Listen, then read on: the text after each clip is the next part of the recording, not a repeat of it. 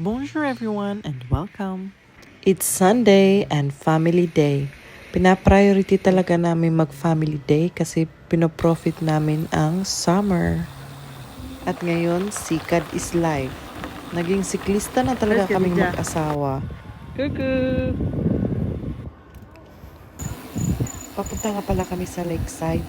Maghahanap ng restaurant na pag-aalmusalan namin. Siyempre, kukuha muna tayo ng mga video para ipang-post natin sa social media, di ba? Ha, Charis! Bakit nga ba lagi ko tinatawag si Charis? At dito na nga kami nag-stop over para mag-breakfast. Dari, oh, okay ra po. Try to catch your nose, Mom. Hey, juice. We can put it here.